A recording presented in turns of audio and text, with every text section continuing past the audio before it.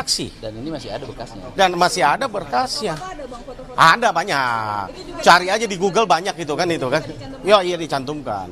Itu kan sudah dari ini di Google banyak gitu. Ya. Ya baik, bahwa kita hari ini tidak memiliki tujuan untuk mempidanakan orang.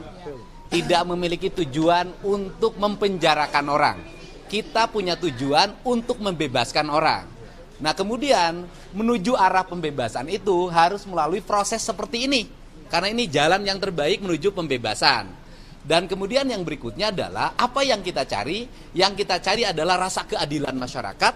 Yang bersalah harus dinyatakan bersalah dan yang tidak bersalah harus dibebaskan. Kemudian agar tidak terjadi simpang siur yang terus-menerus berkembang di masyarakat, sebaiknya Mabes Polri meskipun putusan hukumnya belum berubah karena kita baru mengajukan PK, tetap harus melakukan penyelidikan. Di antaranya investigasi yang harus dilakukan Mabes Polri adalah menentukan apakah peristiwa Eki dan Vina ini peristiwa pembunuhan atau peristiwa kecelakaan. Nah ini yang harus segera dilakukan oleh Mabes Polri. Saya pikir Mabes Polri memiliki kemampuan menganalisis peristiwa ini secara baik. Karena apa? Karena tahun 2016 itu belum jadul. Masih tahunnya adalah tahun digital. Handphone dari para terpidana masih ada.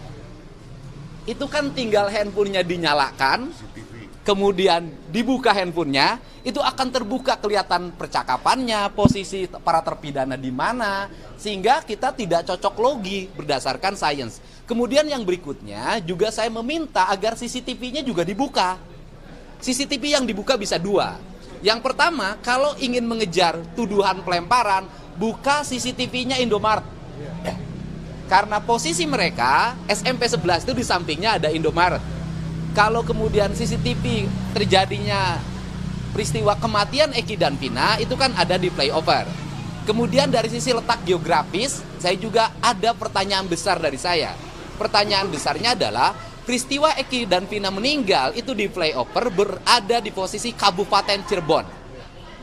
Tetapi kenapa ditangani oleh Polresta Cirebon? Ini juga pertanyaan yang mesti dijawab sebenarnya dari sisi aspek SOP penanganan yang harus dilakukan.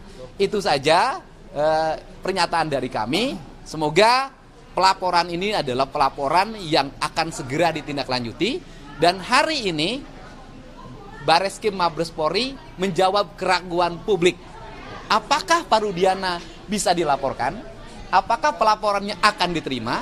Apakah akan diproses? Dan ternyata Bareskrim Mabes Polri menerima dan akan memproses. Untuk itu saya mengucapkan terima kasih pada Pak Kapolri, kepada Pak Kabar Eskrim atas upayanya membuka kasus ini seluas-luasnya agar masyarakat kita bisa mendapatkan keadilan yang terbuka.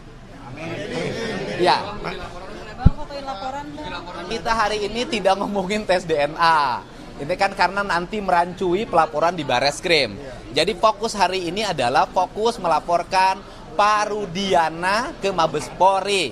Dalam bahasa sederhananya, ya kan, kau yang berjanji, kau yang mengingkari.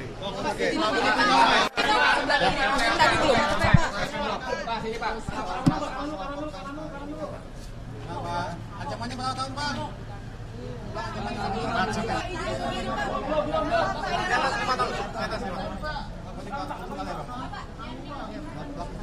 Saya ini kalau PK itu berjalan beriringan atau ini selesai? kanan Pak. Oke, masalah pengajuan PK silakan abang yang jawab karena ini ranahnya kuasa hukum. Nah. Saya sudah sampaikan dari tadi ya bahwa ini adalah rangkaian menuju kita mencari bukti.